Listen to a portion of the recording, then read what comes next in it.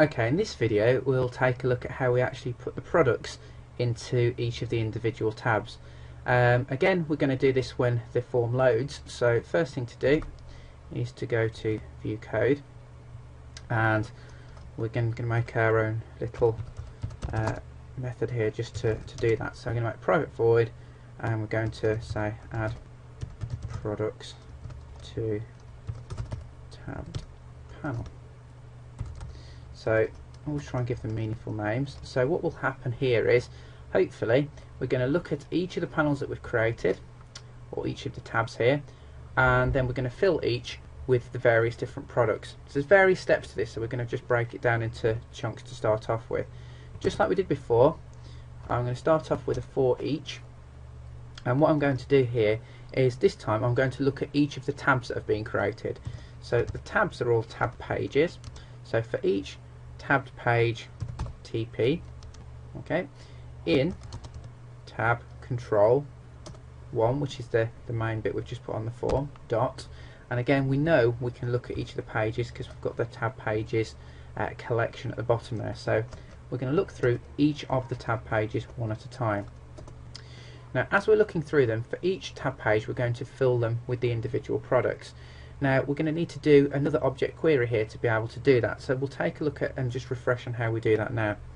So first thing is we need to say we're going to do an object query, and remember it might just ask you here to resolve that, so I'm just going to put a using in for that. So there it is, nicely done.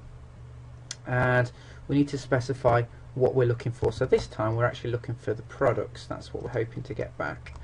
So tab product, give it a name, so I'm just going to call mine filtered product so that we can filter it down, equals a new, and then a new object query, object query table product, and then we're ready to hopefully specify the SQL statement that's going to run. Remember I said it is a little bit different, but it's essentially the same thing. So what we're going to look for here is select, and we're going to say value, and I'm just going to call these just P for product. I think it's probably the best thing.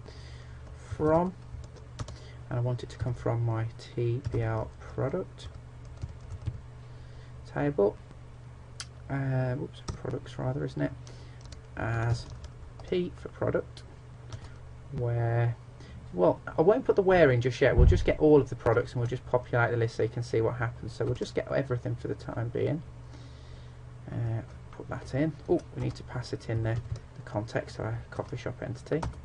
So hopefully now we've got a list of the products that we can begin to work with. So now what I want to do is add each of those products to the tab page. Now we've got each of them here, so what I'm going to do now is say for each, so we're going to loop through the products this time, TBL product, so table, I've already got table product, so that wasn't very clever of me, but I'll call it prod so we don't get confused. For each table product, and that's going to be in filtered products.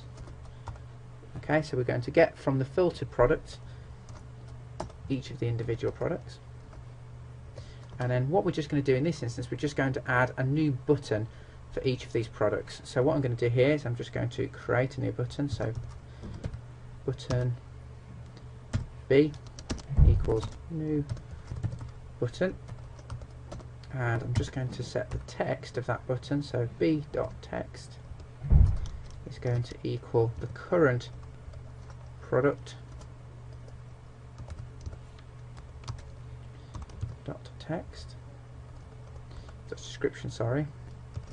So that'll set the actual description on each, so that'll work out hopefully quite nicely. And then the only thing I've got to do is add that button to the tab page. So to do that, I just need to add a control, so just need to say TP for tab page dot controls dot add, and pass in my button. So hopefully what's going to happen, it's going to look at each of the tab pages, it's going to query all of the products, and then it's going to add buttons for each of them. So let's just see what we end up with if we run that so far. Might end up with a couple of bugs. Oh, I know what we haven't done. Just close that. we haven't actually run that yet, so we need to create the tab panel in the constructor, but then we actually need to run that, don't we? So add products to panel. If we don't do that, we're not going to see anything. Save that and run that. So let's open the till and see what we get. If we get any errors, and you can see here we've got in hot drinks we've got small coffee, cold drinks we've got small coffee, and food we've got small coffee. So at the moment we have got a result here. It has added a product into that, but at the moment it's not quite right. We haven't got all of the products, and it doesn't. We don't obviously want the same product to be in each category. So we'll now look at how we go about correcting that. Okay, so first thing we're going to see is why we only ended up with one product when we know in the database we've got several. Well, what's actually happened here is all of the buttons have appeared one on top of the other. So the first thing we're going to look at is how we can use something called a flowed layout so that we can actually flow each button one after the next. So we'll do that first of all. I'm just going to close this down. So if I just go back into my form here, in the toolbox you'll see there are different types of containers, and one of them is flow layout. Now this is nice because every time we add a control it will appear next to the other control. So whereas before all of the buttons were slap bang on top of each other, we're going to utilize that to spread the buttons out. So let's go and do that first of all. So I'm just going to go into the view code again. Okay, so none of the code needs to change at the minute, but what we do need to do here is, instead of just basically adding the buttons straight to the tab page, what I want to do is add each of the buttons to my flow layout first, and then add that flow layout to the panel. So what I'm going to do up here is I'm just going to create myself a new flow layout. So flow layout panel, so FLP equals new flow layout panel. So we've got a flow layout panel that we can use. Now instead of adding the button here to the actual tab page, I'm going to add those buttons first of all to the flow layout panel. Then once I've finished adding all of the products there, the final job, so once that for loop is finished, is just to add the flow layout panel to the tab page. So tp.controls.add, and we're just going to add that flow panel.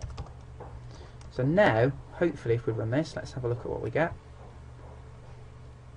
If we open the till, you can see that we've got the products all there and they've been flowed into that panel. The other odd thing though, we're not really making use of all of the space, but we can see here it's definitely worked. So we'll go and correct the space thing first of all. So we'll just come back into this. The reason it's not filling it is we need to say how to dock it to the parent component. So what we're going to do here, when we've created the flow layout panel, what we're going to do is dock that, and we're going to dock it to its parent container. It's not really difficult to do a docking on that, so equals, and you'll notice that when you go equals you get this enumeration type where it says dock style, and what I'm going to do is I'm going to say dock it. I'm just going to want it to fill its parent component. So hopefully that will mean now if we run it with that simple change, when we view the till, there we go, the panel now obviously is filling that because our product buttons are, you know, going across the page. Again, the other problem is here our buttons really aren't big enough, so again if we wanted to change that, just go back into the code, we've got our button here, so what we want to do is just give the button a size. So I'm just going to say b.size and equals, now I just need to give it a new size and pick what size I want. So I think about 100 by 100 should just about do it. Again, add that bit of code in, save it, run it, and just have a look at what your results are. So let's just see. Okay, much better. So now we've got all of the products displayed. Now the only problem is, again, all of the products are in all of the categories. So the last job really is to be able to filter the products by the correct category. So we'll just add that part in now. So we're going to go back into the code, and we can see we had our select statement up here, but it was selecting all of the products. What I'm going to want to do is just basically keep track of which product to select, and to make it really easy for me, I'm just going to use a simple index of I just to go through. So I'm just going to set up a little int. Oops. put it in the wrong place. Just going to set up a little integer I, and I'm going to set that to 1. And basically I'm just going to use that to represent each of the indexes of the tab page. So what we'll do now is down here is we're going to just add a little bit to the end of this query saying as P, and we'll say where, and well, what we're looking for this time is where the product type equals something, so where P dot product type equals, and then I'm just going to append onto the end of that I. So this time it's going to look for each of the categories one at a time and return them. So once I've got each of the categories, all I want to do next is every time the loop goes round, add those to the panel in the usual way. So there's not really many changes that I'm going to need to do there. The only thing is that I'll probably just need to cast that into a string, or it might not like that. So let's just pop that in, and let's give that a run through and see what we get. Oh, before we do that, obviously we're going to, every time we've finished there, we're just going to need to increment I by 1, otherwise it's just going to keep adding it to the same tab. So let's just run that through. Open point of sale, and there you see we've got the small coffee and the large coffee in hot drinks. In cold drinks we've got Coke, and food we've got chips. So that's now divided them nicely between the categories, so that's looking good. The next video is going to be where we take a look at how we can actually, when we click on a button, add something into the list box using an event handler, and then we'll actually look at how we build a custom button so we can actually pass a product to that list box.